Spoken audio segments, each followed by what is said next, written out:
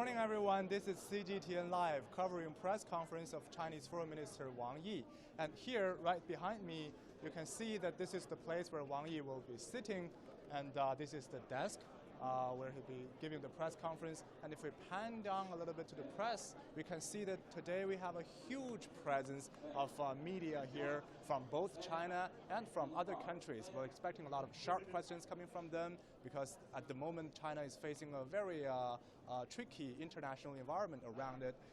THAAD system is now being deployed in South Korea, as well as the DPRK is having a big diplomatic tension with another friend of China, Malaysia, over the assassination controversy. So we're expecting a lot of things happening today. But before we go into the serious business, actually we have some interesting fun facts to share. Wang Yi is a very famous celebrity, charismatic politician in China. People simply love him. He's not just a politician with charisma, but also he's now becoming an internet celebrity on the Chinese social network side. Here I have a photo to show you guys.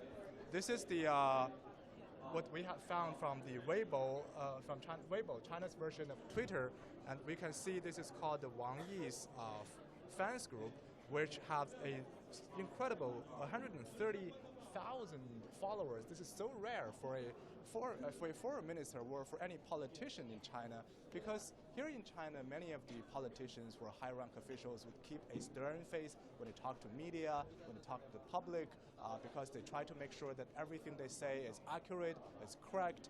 But for Wang Yi, he's not only have a handsome face, but also he is always making tough statements, which is very liked by some of the nationalistic Chinese people who are patriotic, who believe that China should be tough in some of the diplomatic tensions with other countries, such as South China Sea, such as China's relations with Japan. And here is our reporter Su Yuting. Let me find where she is. She's preparing for a live cross with CGTN headquarters. There she is. She is our. Let's go to Su Yuting to do an interview. She is preparing for a live cross with CGTN headquarters. She's our chief foreign affairs correspondent, a very famous one, also a very beautiful one. And let's see if she has time. Let me. 这个线被卡在这儿了. Okay. Hi. Very nice to meet you. Are you still busy at the moment? Yes, I'm pretty busy right now. I just concluded a live cross for DC at the top of 9 a.m. But before we go into details, let me show you a photo of Su Yuting. This is Su Yuting taking a photo of with Mr. Wang Yi. Could you tell us more about this photo? Well, I just met with Wang Yi, during the Spring Festival at this Jiaoyutai State Guest House, and we are, quite familiar to each other because most of the times Foreign Minister Wang Yi hosts a press conference with his counterpart from foreign countries. I will always be there, so we have already been old friends. So I just said to Wang Yi, okay, would you like to say something to our audiences or something that he just very glad to join with me, and we just say, okay, Happy New Year to everyone. You know, there are many female fans in China that are just crazy about him, saying that Wang Yi is the national husband, right? Have you heard about this? Yes, you can see that his face is, very, very kind and really a very friendly person. And very handsome too, right? Very handsome, and very cute at the same time for females. Yes, he has already got lots of fans. Yeah, so do you feel that you have somehow become the envy of many of the female fans? Because you're also a very beautiful female, and you have the chance to take photo with Wang Yi. I'm really feeling being flattered by you. Okay, and let's go a little bit serious. What do you think this so-called national husband or this charismatic Chinese politician will talk about in today's press conference? Well, I think there will be lots of issues to be discussed during the press conference hosted by Foreign Minister Wang Yi, because you know that there are lots of issues for media to keep an eye on, such as China-US relations and also the Korean Peninsula situation and also the South China Sea issue. And you know that today Foreign Minister Wang Yi will also answer lots of questions from media, both from home and abroad. And for the China-US relations, I just talked to DC about it because you know that in February, Donald Trump, the new US president, has already sent a greeting letter to President Xi Jinping, and the two leaders have already had a very lengthy telephone conversation reaffirming the One China policy. But previously, Donald Trump's rhetoric on China seems to be very combative. He has accused China of, currency manipulation and also China's build-up in the South China Sea, and also, doing too little to its neighbor DPRK of its missile and nuclear programs. So it's still unclear to see how the China-US relationship will develop in the near future under the new US administration. Yes. So you are the chief foreign affairs correspondent at CGTN. You must be very experienced in a lot of diplomatic relations that's happening underway here in China. And also you have been having a lot of close ties with Wang Yi, doing a lot of interviews, having a lot of time to cover his press conference. What do you think he is as a person or a politician in China? Well, as a politician, I think he is really a very good diplomat because he just reiterates China's stance at various circumstances, and it's clear that Foreign Minister Wang Yi has done a very good job. And as a personal relationship, I think he's really very kind and friendly to media. Sometimes we do not have any time to have breakfast or lunch or even supper, but Foreign Minister Wang Yi will say, okay, you really feeling very exhausted, so you should take a cup of water or something. He's really kind, yeah. This is very rare. I hope to cover more of his press conference just to have more water and more food, right? Okay, thank you very much. Thank you for your time, and good luck. Okay, I will just preparing for the next live cross in just several minutes later. Yeah, very busy as our chief foreign affairs correspondent, and good luck on your next live. Okay. Thank you. Thank you. Okay, let's move on to some other people here and some other environment, and have a look at what is the what this press conference hall is look like. So before we find some other person to talk about, let me introduce a little bit about the history of Wang Yi in his career, while we can look a little bit at the press conference here. 这时候你可以稍微摇一下，然后我们讲一点王毅的背景啊。Actually, in 2001, Wang Yi was promoted as the Vice Minister of China's Foreign Affairs Ministry, as the youngest Vice Minister ever in Chinese history. He then served as Chinese ambassador to Japan in 2004 and the director of China's Taiwan Affairs Office in 2008, so all the hotspot positions here. He was approved by the National People's Congress in 2013 as foreign minister, the same year President Xi Jinping took office. From then on, people began to feel a shift in China's diplomatic strategies. In the past, China was more likely to play down some conflicts and try to stay away from the controversial international issues that are not closely relevant to China's interests. But since 2013, after President Xi Jinping and also Foreign Minister Wang Yi took office, China becomes more internationally involved in the global issues and trying to take up more global responsibilities as a rising nation. And also China's top positions on some of its core interests, like the South China Sea, is also making the Chinese people feeling a little bit more proud, perhaps, and also for the people who are having a strong sentiment of nationalism, they think that the Chinese government is doing the right thing to be tough on some of the issues here. And that's why Wang Yi is seen as a person who is not only handsome, but also tough, and that is why he's been liked by many of the people here. And we can move on to some other reporters here. Actually, yeah. Thank you very much. Actually, we have Robert Nagila. He's been affectionately called by some of the Chinese fans as the Chinese version of Shui Junyi. Shui Junyi is a very, very incredibly famous superstar correspondent and anchor here in China, and you are the African version of that, right? Good morning. It's flattering to be called that, definitely. Yeah. So you're working with CGTN Africa for quite a few years, right? But this is your first time coming to cover this most important political event in China, the National People's Congress, right? Yeah, this is the first time we've received an invitation, and I'm happy to be here, basically.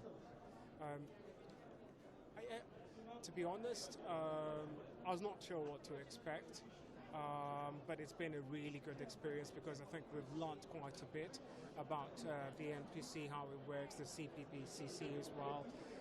So it's been an eye-opener, and just judging by the number of journalists who are here, foreign journalists who accepted the invitation and came to cover the event as well, it shows just how much interest there is in the two sessions itself. So yeah, definitely quite happy to be here. So what is the biggest difference you felt here when you're covering the NPC that is so different from what you have imagined before you come to China? Well, comparatively, you look at the two sessions, it is a huge event, first of all.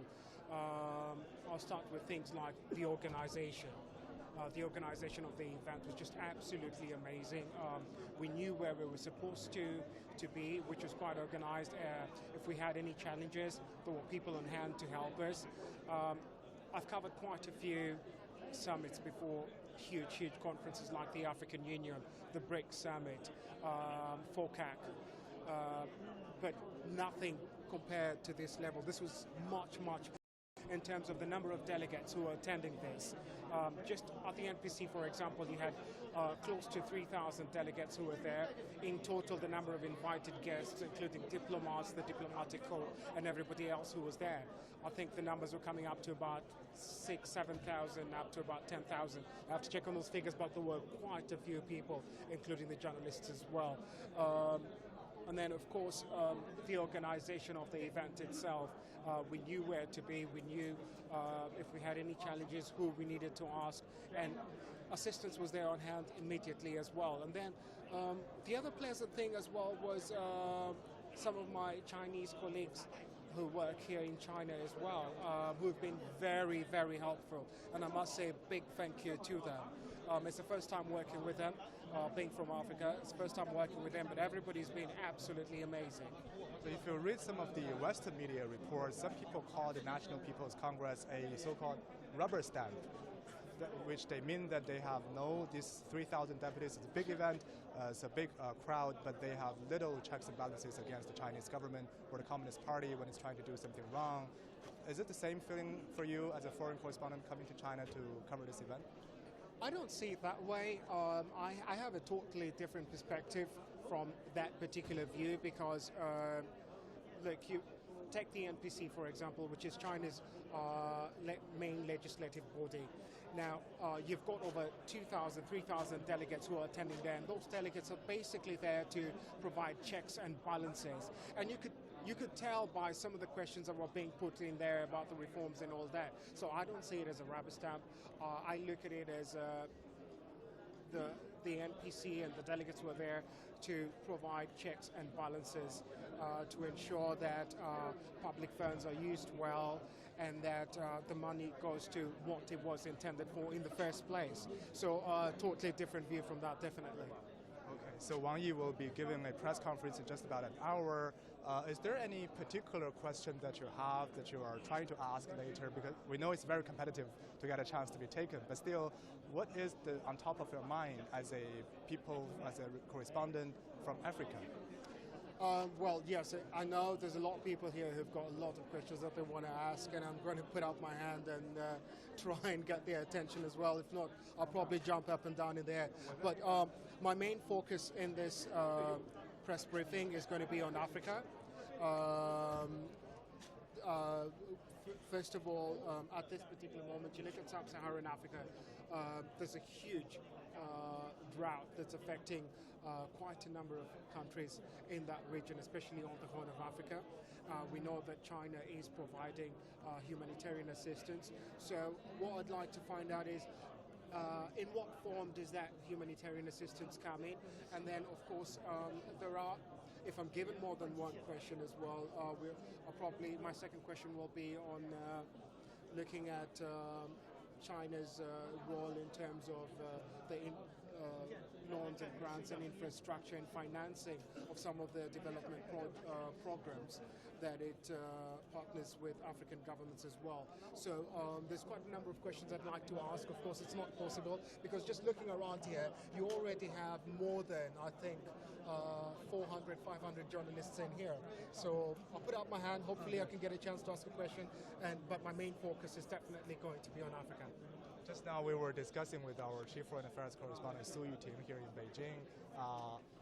We were talking about the handsomeness or the cuteness of this particular politician, Wang Yi. Yeah. Actually, the Thai Foreign Minister said to media, in front of the media and also in front of Wang Yi, saying that if I were a woman, I would perhaps fall in love with him. What do you think of this kind of... Well, being a man, perhaps I'm not suitable enough to comment on that.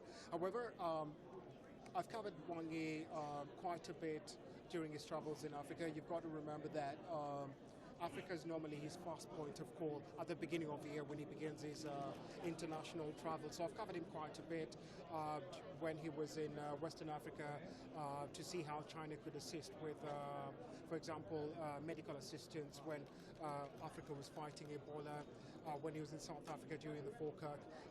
So I wouldn't say I know him, but I know of him, and I've covered him quite a bit.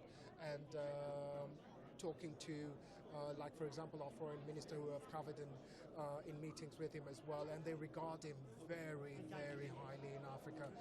He's actually considered by quite a few African governments as a very close friend of Africa. So it'll be good to see him again, definitely. Okay, thank you very much. Thank you for your time, and good luck on your raising the questions later. I'll do my best. Thank you. Okay, let's move on a little bit to some other places in this press conference hall. Here's a friend of mine.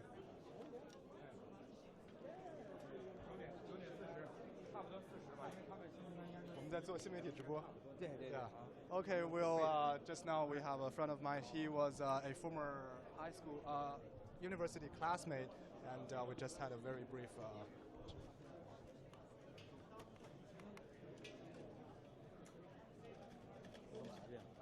Okay, let's move on to the exterior of this crowd of media. So we can see it's very, very crowded. The path to the entrance is very congested because every reporter is trying to hold their ground just to make sure the best seat.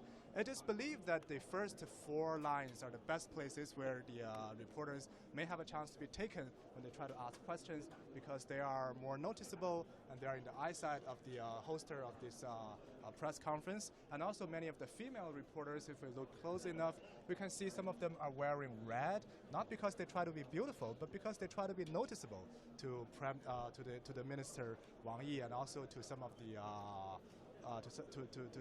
the person who are picking the questions here. So very, very crowded. Let's get a little bit outside. Yeah, so here it is. I think if we didn't really have a chance to put our camera there, we will never have a chance later to film Wang Yi. So you see these people come here 2 or 3 hours before the press conference starts just to make sure that they have a place. And yeah, I think they've been standing for quite a long time. I don't think they have breakfast. And this is the place where we can enter this media center, this press conference hall. And somewhere outside, we can see also a lot of hustle and bustle there. Here is the place where reporters are checking in, and we can have a look. You see, still reporters are coming, but I don't think they will have a seat. Maybe they will have to stand or squat somewhere on the ground throughout the press conference. And this is the exterior of the press conference hall. And yeah, so these people are taking care of every logistic issues. They are trying to make sure that all the reporters are registered, and they're trying to make this press conference a messy one to make it more organized. And here is the reception for foreign journalists. Journalists from across the world are sitting here to make sure that they have the computer, they have wireless internet, and they can send the information as soon as possible, right after the information has been released by Foreign Minister Wang Yi. So here, it's empty now because people are all inside. But later, right after the press conference, people will be packed here, and I think they will once again trying to grab for a seat or fight for a seat in order to make sure that they have a place to send information out quickly. If they don't, I guess probably they have to sit somewhere here outside on the carpet, and that's very normal for reporters. People just do it like this. They sit here and they use their laptop, and they send information. If they do have the wireless Wi-Fi, they send it through the wireless. If they don't have it, they would probably use their cell phone to send it out. So very, very competitive news competition here, and we try to make sure that everything is organized. Let's move on to some other places. Here is the place for domestic media. You can see from the stairs. You see, it's still also empty because people are all inside. And they left some people here on guard just to make sure that they can perhaps occupy the seat, and also make sure that they can send information as quickly as possible. After something happens inside, they will send it out immediately to their news organization. And let's move on a little bit to the downstairs to see the security here.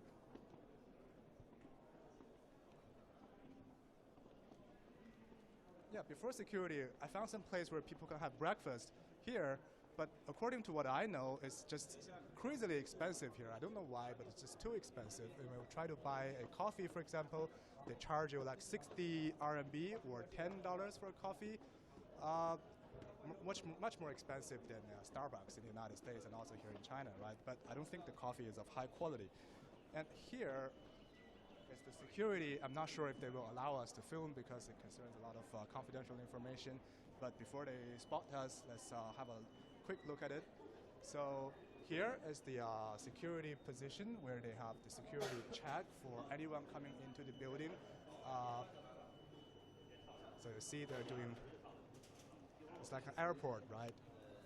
They put their luggage in the X-ray machine, and people will also go through very complicated procedure to make sure that security is good. What? Okay. Oh yeah, just now our cameraman was going backward a little bit too fast, and just for safety concerns, we slow down a little bit. Okay, so here it is. Seems that they're okay for us to film. So yeah, everything is happening here.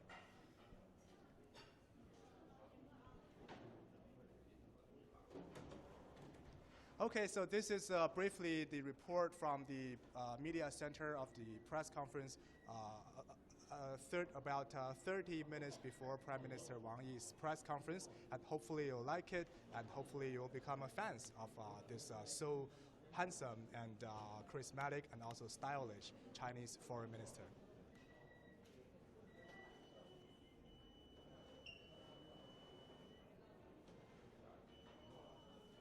可以了吧？没有声音了，这就可以结束了吧？